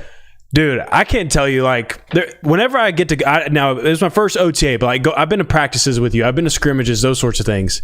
Every time I go there, I'm like, this is where I'm supposed to be because this is just, I love it. I can't get enough of it. And seeing football back for the first time for me, yeah, I got some goosebumps on me. All right, so this is something that kind of happened. We were talking to Niblet about this today, the head coach at Gainesville. OTAs and the idea that you're going to have mini camps, padded mini camps during the summer is very, very new to high school football here in the state of Georgia. I think it's maybe 3 or 4 years old. The first one I remember going to was a padded camp at Parkview High School where Valdosta was at. So that would have been the really bad name, Gabe Harris. Really bad at names tonight. Gabe Harris class. So that would have been 2023. Okay. So 23, 24, and 25. Those classes are, I believe, the first ones to really have these abilities to, it's June 27th, and we're padded up, banging and clanging against some of the better programs in the state of Georgia. That's what we got here in the state now. And it's unlike anywhere else. The idea that it just means more really does stand out when you see stuff like this. All right. High school football players in the state of Georgia are padded up, banging and clanging from August until December now, with the state championship games being moved back a week. All right. August to basically Christmas, they're out here full pads go all day long, 5 days a week, playing on Fridays. Then in January, they take some time off. February, they take some time off. January, February, March. All right, take some time off. And then in April and May, They're back in pads for 15 practices. For 3 weeks, almost a month, they're back in pads. And then it's like, all right, y'all go have fun. Y'all go finish class. Y'all take your finals. We'll see you in June. And when June comes back around, we're going to be back for summer camp, and we're going to be back for summer workouts. And then, oh, by the way, like 5 days out of the summer, we're going to put you back in pads, and we're going to go out and have one of the more physical practices you've ever had in your life, because all we're going to do is scrimmage for 2 hours. 3 hours today, wasn't it? It was 9 to 12. Every bit of it. And they were getting after it in the middle of the summer when, again, freaking California don't even let their guys play spring practice. You didn't know that, did you? I did not know that. In California, they're out there in skull caps doing 11 on 11, no pads. And you wonder why football is a little bit more physical down here, right? Well, because these son guns been doing it since they were 6. Just out here hitting their head against the wall in the middle of 100-degree weather in the summer. So we were at an OTA today, and it was indeed electric, JWill. I was with you. I have not been around an environment like that since spring ball, like 6 weeks ago, and I got the goosies. I love football just like you do, and just like the folks watching this show tonight. So I got some evals for you. I want your opinion of Donnie Glover first before I talk about my 2 words that I have for Donnie Glover. All right. I would say, so the first couple reps, I was a little nervous because I was like, I feel like I'm not going to get like this true eval on him, because it was like, it's OTA, summer ball. Felt like it was maybe treating it. And then it was like 4th play in. He pushes a dude like 10 yards down the field, and he's celebrating with teammates in the end zone, and it like flipped a switch on. The only word I can use to really describe him from my perspective is like, he's physical, man, and he loves it. And I asked him, I was like, would you say that you're just competitive by nature? And he said, absolutely. All right, I have a word for this. Okay. Now, this is a scouting theory that Daryl Bullock, shout out to Coach Bull, Daryl Bullock gave me this one. In every offense and defensive line room, when they go out and party, most offensive, this really applies to offensive line. Mm-hmm. Most offensive linemen are beer drinkers. Yeah. They just like cold beer, like getting a little rowdy, like having a good time. They're there to hang out with friends, be cordial, and just here to party. Liquor drinkers here to fuck some shit up. Sorry for the language. That's what they're here for. Okay. Liquor drinkers are here to be violent.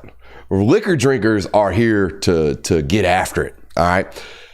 Donnie Glover's a liquor drinker. I don't know nothing about him. He's 18 years old. I don't know nothing about what he does in his off time. I would assume he is not drinking. He's under the legal age. However, the metaphor applies. That dude is here to kill people. That's all he wants to do. He wants to hurt. He wants to hurt you on every single snap. He's borderline unhinged when he's in between the lines. And guess what? Every room needs one of those guys. Every room, particularly on the line of scrimmage, every room on the line of scrimmage needs somebody in the room where he's just kind of a loose cannon. You know what I compared him to? I told somebody this today.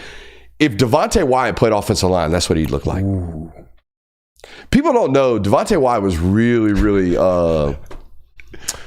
unhinged. Devontae Wyatt was not easy to manage, okay? Devontae Wyatt may or may not have had to leave a couple of Georgia practices during his time because they were like, buddy, we ain't getting shit done because you keep trying to fight everybody. That's how Donnie Glover is, okay? I need this. I think Georgia needs this. Georgia needs one of these in every room, okay? You know who's one of these in the safety room? KJ Bolden. KJ Bolden is this. KJ Bolden is an MFer. KJ Bolden's a dog. All right, you need these. You need these guys every once in a while, and Donnie Glover is this. If you did not, please take the time. Please take the time to watch the video of the mic'd up segment that we did with Donnie Glover today. I put a microphone on him because I knew what it was finna be, and that's exactly what it is. It's violent. His hands are heavy hands. All right, I haven't felt this way about the hands of an offensive lineman since Ernest Green, and Ernest Green survives with great feet and heavy hands.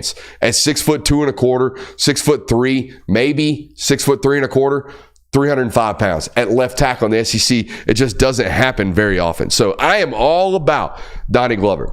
And I think when he kind of committed, the industry thinks really, really highly of him. But some people around the Georgia space were like, well, he doesn't really look like anything we do. He doesn't look like anything we've signed over the last couple of classes. And no, he does not. That's why, because he a liquor drinker, and you need those. I'm telling you right now, you need those. Tyler Atkinson's our next one I want to talk about. Football nerd. Football nerd. Loves it. Absorbs it. Can't do anything but talk about it. He's very Caleb Downs in that sense. Caleb Downs is almost like he's on the football spectrum. You know what I mean? Like, he just doesn't care about anything other than football and studying it and learning it and getting better and looking at new concepts and how to apply it and learning new playbooks and doing all that stuff. That is Caleb Downs. He is Tyler is that, okay? But with some unhinged. You saw it today. He's violent, isn't he? Very violent. Yeah. And he talks some shit, don't he? And he don't take no shit, does he? No, he don't. I love Tyler Atkinson. He's 6'1.5", 6'2", 208 pounds, 210 pounds. He's going to leave high school with maybe 500 career tackles.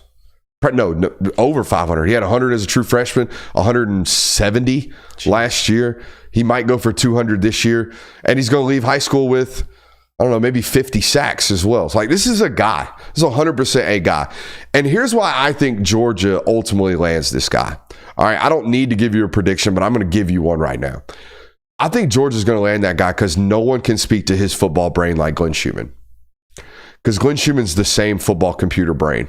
That's just the way they operate. Now, Glenn doesn't have the shit talking that this guy does. Glenn doesn't have the edge that this kid does.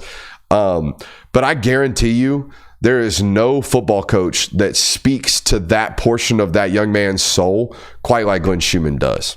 All right. And I would just love to be a fly on the wall in those recruiting rooms. When they sit down and they talk football, I want to hear that. I want to know what they're talking about. I did talk to Tyler's dad today, and Tyler's dad did tell me that Glenn you can see the giddiness on his face when they talk because Tyler asks questions that clearly Glenn has not heard.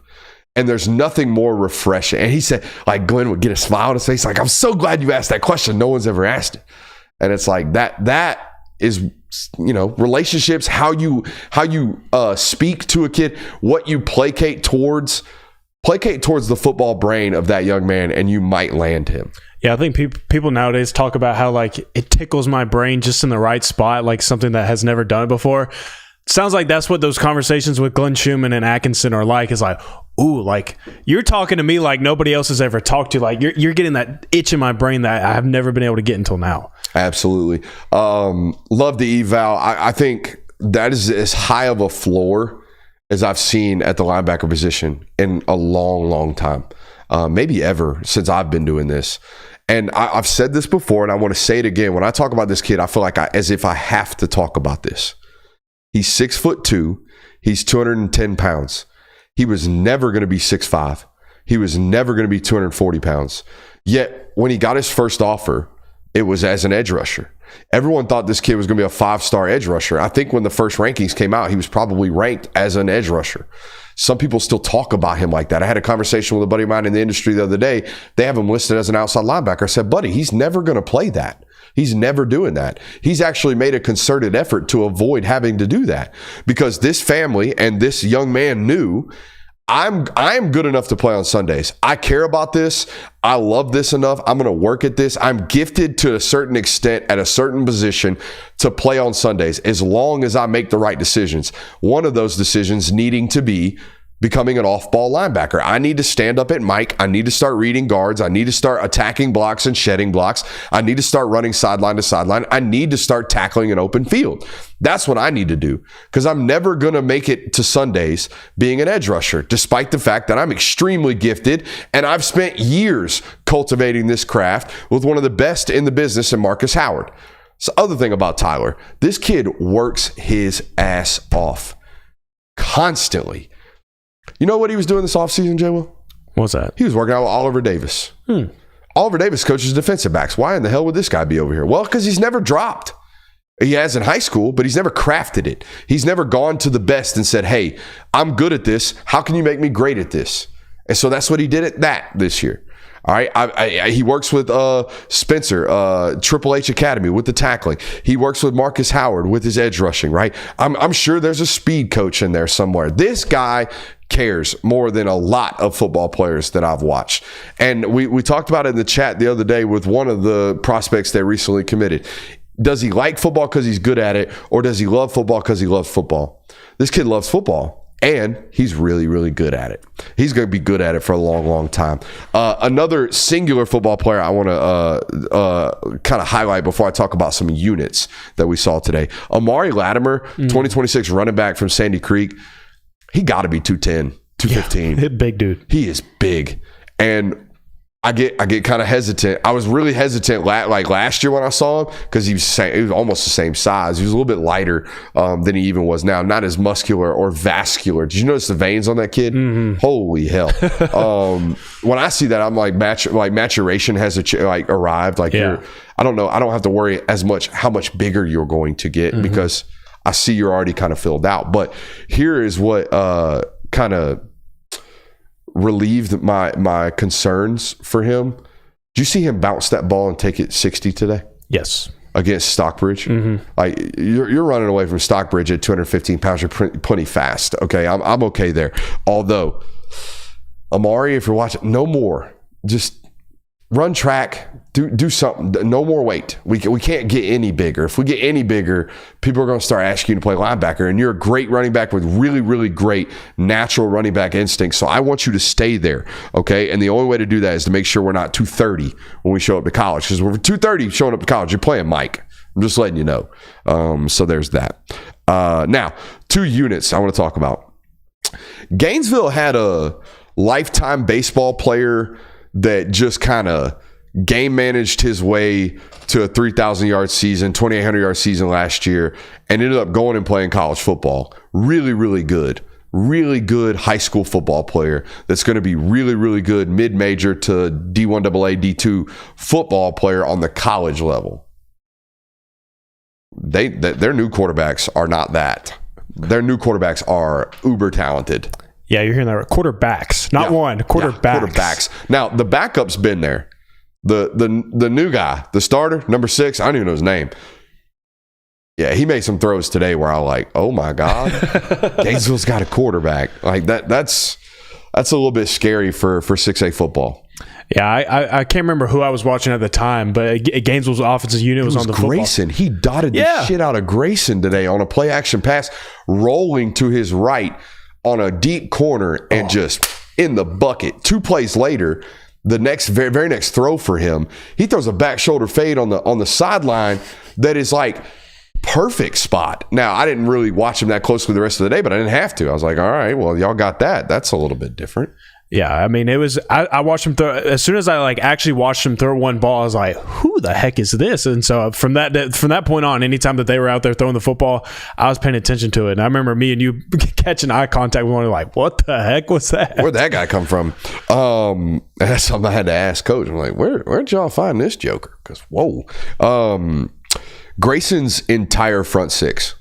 Oh my gosh! On the defensive side of the football is Massive. absurd. Huge. They roll 2 deep at the defense. They run mint, so they're running a 4-2-5. All right, so that front 6, that box for them, they run 2 deep of Power 5 football players. Yeah, their whole entire defensive line is Power 5 offered. Their 2 linebackers are, one of them is going to either end up at, I think somebody told me Auburn or Ohio State is number 7, and then Atkinson's going to end up wherever. He's going to be a top 5 or a 5-star linebacker prospect when they don't really make those anymore. That's their starting unit. Their backup unit's all 2027s, and I'm pretty sure the entire SEC will offer them by the end of the summer. Probably. I mean, holy hell. They're going to win a state title on defense alone within the next 2 or 3 years. Mm-hmm. I told their defensive coordinator, who I played with in college, Greg Carswell, does a great job. I said, Carswell, y'all got to score 17 points a night and y'all are going to be all right. Except for when Milton shows up and then you might have to score 40 because that's what happened last year. Grayson had a very similar defense last year. It was just menacing. I think they sacked Dylan Raiola like 12 times in a playoff game. And then they got into a matchup with Milton and Luke Nickel was like, y'all finna get 350 tree fitty dropped on your forehead right here from Luke Nickel. That Grayson D-line is absolutely absurd. I'm good. You got any other OTA thoughts? I don't think so. Just the general juice was something worth readdressing. Oh, yeah. I mean, as soon as the first whistle was blown, like, all right, we're live, and everybody's talking and everybody's chattering, you hear those pads popping, I was like, oh, this is going to be a good day. I mean, it was instantly there. Like, you didn't have to wait on it to build. It was like, boom, we're ready to go. Absolutely. All right. I got a little segment here for you that I think you're going to like. It is called Top 5 Remaining Targets in 2025 for the University of Georgia. All right. I got an OLI. Oh, yeah? I got an OLI. Outside looking in. Didn't quite make the top 5. I'm going to put Dejan Lee in here. 6'3.5", California corner. It sounds like Bama's got the lead there. Yeah. They're a real threat, and it sounds like Bama's going to end up, probably getting that one. Even though at a time, it's like, to be 100% frank, there was a time right around that Isaiah Gibson, Justice Terry commitment to USC. Like that same weekend, I was sitting down prepping Dejan Lee commits to Georgia articles. So there was like a time where it was like, hey, Dejan's coming to Georgia. Great job, Dante Williams. That's kind of changed. Sounds like Alabama is a real threat. I would consider Alabama the leader there at this point. So he didn't make this list. Damola Adejehan.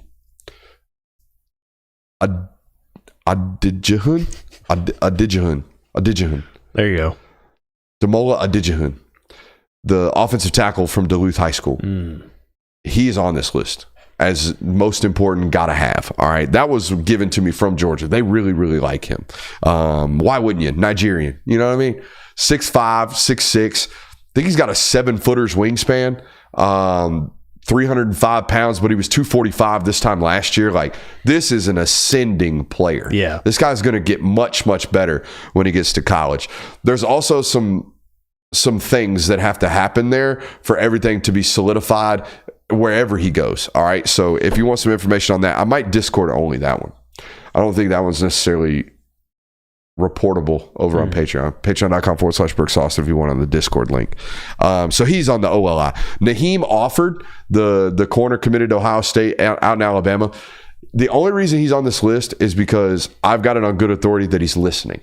He has been listening for a while. Whether or not Kirby pulls a Kirby, I don't know, but he's been listening. He is picking up the phone and answering Georgia's calls when they do. And that alone is like, oh, you're leaving the door open. You're leaving the door open for Kirby Smart of all people. All right, that's on this list as a potential. Like, they could go make it happen. I'm not putting them out of it having the ability to do so. Lagonza Hayward makes the OLI as well. Some waffling going on here.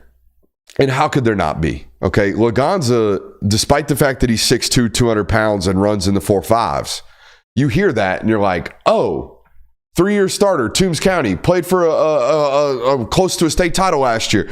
Really highly recruited, right? He's probably been like that since he's a freshman. No. This was a kid who just popped onto radars in October. So think about this. I am 17 years old. I think I'm going to Mercer. I'm 17 years old. I live in Toombs County, Georgia. I think I'm going to Mercer. All of a sudden, Tennessee shows up, tells me they love me. Who knows what they're offering? Yeah. You know what I mean? All of a sudden, Tennessee shows up. And then all of a sudden, South Carolina shows up. And then all of a sudden, Georgia? Dude, 6 weeks ago, I was going to Mercer. Now all of a sudden, Georgia wants me? That's crazy. So the idea that this young man has, maybe on some commitment highs or maybe goes on visits and gets on visit high. Yeah, I would hope so, man. I would really hope so. So there's also been some waffling on when he's committing. I'm going to be early August. Well, now I'm going to be on my birthday in late July. There's a bunch of flip-flopping going on right here. He makes this list because I know Georgia wants him bad. All right, whether or not they land him, I don't know. Right now, I would say, believe it or not, South Carolina probably has the lead right now for Lagonza Hayward. So he makes the OLI. Now, top 5. Here we go. Number 5. Speaking of South Carolina, Shamari Earls was just on an official visit to the University of Georgia. He is currently committed to South Carolina. I don't know how much longer that's going to be the case. Okay, so there's that. And by the way, he is the highest ranked commit in Shane Beamer's class right now. It's like Shamari Earls and then everybody outside the top 300. Not good if you lose that one, Beamer. So yeah, he's probably holding on as tight as he possibly can. Shamari Earls comes in at number 5. Number 4, Juan Gaston. All right, I'm gonna put him there. Number 3, Justice Terry. Obviously a massive commitment. He would be my number 1, but this is Georgia's number 1 in terms of how they go about it, right? Or Georgia's list in terms of how they are ranking these guys or how they should be ranking these guys based off everything I've heard. Number 2, CJ Wiley. I know he's committed elsewhere. They're not going to stop. Why would they? Did you hear that interview? I wouldn't stop. Here's what I've said on this for 2 or 3 days now. 2 days. Was that Tuesday? Yeah. 2 days I've said on this. Here's what I think happened in this. I think CJ Wiley, like a month ago, thought he knew and was like, I almost set a commitment date. And then set the commitment date and then takes his official visits. And I don't think any clarity was provided out of official visits, to be honest with you. I think it was even harder after that. You know how I know? Because he told media he didn't make the decision until the day of. And he woke up and he thought about it and then, well, oh crap, my commitment date's today. And I don't know if you know CJ Wiley, but CJ Wiley is not out here trying to inconvenience people. So when he makes a commitment date and sets it, he probably feels as if he can't move off of that. And he had to make a decision yesterday and it ended up being Florida State. Is it going to end up being Florida State? Maybe. But even he told you, my recruitment is, quote, 100% open. I didn't sign any papers today. He's on this list. Nothing has changed. Georgia will not change any type of approach toward him, even though some people would look at what they've done at the wide receiver room the last couple of days and they're like, oh, well, you must be replacing. Nah, I'm here to tell you CJ Wiley's got a spot no matter what. He will always have a spot no matter what.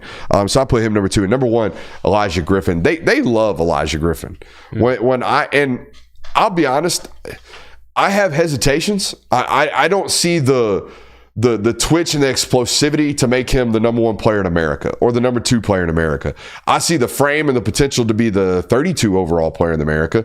And listen to what I'm talking about. You know what I mean? Like, oh, you're really hating on the kid. No, I prefer the movement patterns and the explosivity and the fluidity of a Justice Terry at the 3 tech over an Elijah Griffin. However, I would imagine it's harder to move Elijah Griffin off the ball.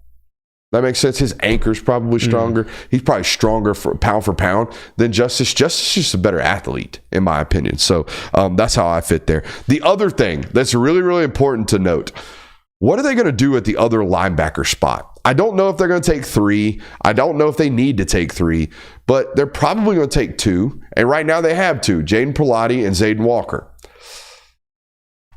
Patreon.com/Brooks Austin. Think we can leave it at that? Did I tease that enough? Yeah. Okay, we can leave it at that. I'm good there. I don't think they take a second running back. I think they hang out with Bo Walker. Gotcha. Who's got a new school, by the way. Really? Yeah, we learned about this. I'm not going to blow up the kid's spot, but yeah, he does have a new school. So, all right. You had a question in the show notes, JWill. I did. I had a question. The bottom question. The most well-rounded one. Yeah, okay. Tee it up, baby.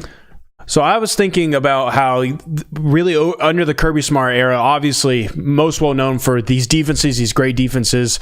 Even in the 2017 year, where that was they were kind of well rounded. It was really offensive led. It was Nick Chubb, Sony Michel, Jake Fromm coming in as a true freshman and kind of leading that. The defense was good, but wasn't great. But I would think that this year, I think this might be the most well-rounded team that Georgia has had under Kirby Smart. Like, when you look around the entire roster, the offense is going to be great. It's going to be good. Defense is going to be great, really good. And there's really no holes. There's really no glaring spots on either sides of the football.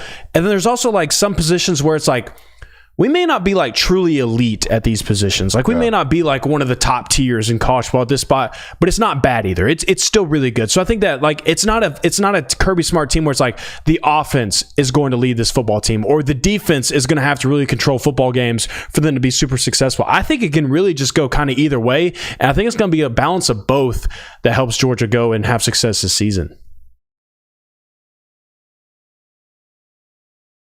Oh yeah, I got a text message about Isaiah Wilson. Interesting. Going back to the NCAA passing of the weed stuff. No, to my knowledge, no one has ever failed a drug test by the NCAA. Not for marijuana. All right. Now, some of these bowl game opt-outs. Oh, I never thought about that.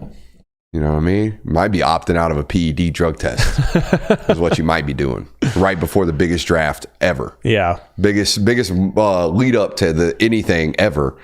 And it might behoove you to avoid a PED drug test in the middle of December. Yeah. Just to let you know. Back to this well-rounded conversation. I broke it down this way. 2017 to 2022 or 2020, your quarterback play and offensive identity was really limited. Yeah. The Jake Fromm years, the Coley offensive coordinator years, transitioning into Monken, it really took all of 2020 when you're rotating DeJuan, you're rotating Stetson, you're rotating all these different options at the quarterback position, everybody but Carson. And then you go into 2021 and everything kind of settles. But even in 2021, you were a defensive-led football program. Like that's what everyone thought of you as, despite the fact that Stetson Bennett was finished third in the Heisman. Like everyone thought of you as a defensive-led football program. So you weren't technically balanced. However, in 2022, did you know that Georgia finished fifth in both offense and defense? Yeah, I actually didn't know that. That's about as balanced as you can possibly get. So the question for me becomes, can you be a better version of a balanced football program? And the answer is yes. I think you have an opportunity this year to be top 3 in offense and defense. Top 3. Top 3. Wow. I think it's an opportunity. Now, defensively would be my concern, not because of the defense, but because of the schedule. Yeah. Like, I don't think you're going to hold Texas to 10 points. I don't think you're going to hold Alabama to 10 points. I don't think you're going to hold Ole Miss to 10 points.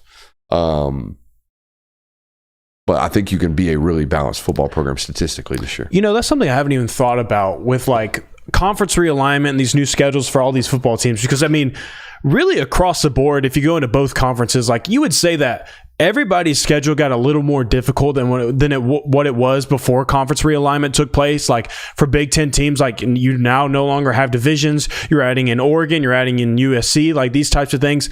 I wonder if that's going to create a new trajectory and like a new standard for some of these stat categories of like, it's no longer like your top team for a opponent's points per game is going to be hovering around the 12-point range. Like that might bump back to like 16 or 17 because everybody's schedules are getting more difficult. Your schedules are longer now. So really, the really good teams, the really good defenses are playing even longer and adding more games, adding more playoff games, more opportunities for you to face better offenses. So I'm wondering if that's going to like really start this new standard of like elite stat categories. 2022 is a really balanced football team. I overlooked somebody on my my most coveted list. Have you heard about this Jaw Jackson kid? Oh, yeah. I know exactly who you're talking about. I had someone else ask me about that today. He just got done with an official visit at Georgia, and he's taking some big ones, right? Florida State, Mississippi State, and Georgia just over the last month of June. This is a former basketball player. Was he drafted? He was not drafted. So he played for Overtime Elite. Correct. You know why he's famous? Like people know him, right? He played on Bronny James' AAU team. He was the big monster kid. Okay. That's who this is. He's 6'9" now, but he was like 6'4" when he was 12 years old. Well, he's trying his hand in football now, and it's really, really, really, really raw. But boy, does he fit the Georgia football profile at the offensive tackle position. He's 6'10". I think he's listed at like 315. Yeah. I mean, he's a monster. But he's only been playing offensive line for like 6 months. Yeah. If that. But the good news is Kevin McAlmont is the guy that I saw training him on social media, or at least affiliated with him on social media. And if you're with Kevin, it's impossible not to be good. I get the goosies watching Kevin coach offensive line. And I told him that. There's like a couple of these guys in Atlanta where I'm just like, bro, I will watch you coach football no matter what. Wherever you're at, I'll come. And I'll show. I don't care if you got dudes or not. I don't care if you're coaching, middle schoolers that I got 7 years before I'm even covering. Yeah. I will come watch you coach because there's something to learn. Kevin is one of those people. So, yeah. All right, I do have some show news for you guys. I'm really ashamed to admit this, but I think my family and I have taken one vacation since we've had kids. One. We're about to take a second. We're going down to Florida next week, so there will be no show from us unless you guys want to break into my house and crank up the cameras. I think I'll just give you the week off. Are you okay with that?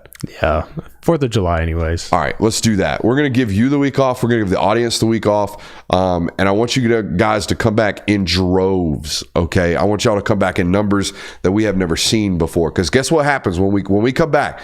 We're going to have like a week of show, and then we're leaving again. I'm leaving again. I'm going to Dallas for SEC Media Days. And then guess what? After SEC Media Days, we're here. I mean, college football is here. We're right here around the corner. And when we get back, there's probably going to be some new content around college football EA 25. Y'all are going to make me stream this game, and I'm fine with that. I think it's entertaining product. I've done it before when I illegally downloaded NCAA 14.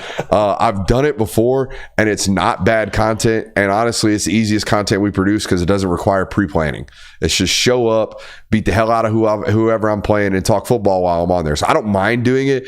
It's just additional stuff that you guys are going to require, which is fine. It's par for the course around here. But yeah, I'm gonna take some time to love on my family and hang out with my wife and kids, who are absolutely awesome.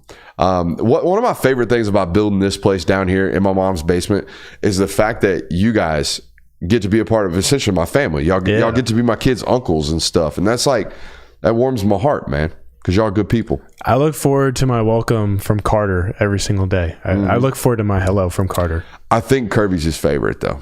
I don't know. I think I'm picking up. I think I'm picking up some steam. Kirby takes more days off, so you know. I'm the consistent face now. I'm the guy that's in here. I come twice now. Twice. He sees me in the morning and he sees me in the evening. So he's like, oh, this dude's here with me. He's rocking with me now. Does he call you Uncle Jonathan? How's he say your name?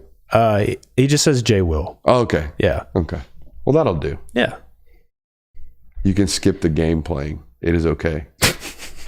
See? Marion Campbell. Marion Campbell's an OG. You know what I mean? He old head. Somebody else in there probably wants some streaming going on of some NCAA video games. All right, I'm good. I love you. Make sure you hit the thumbs up button on your way out. We'll see you.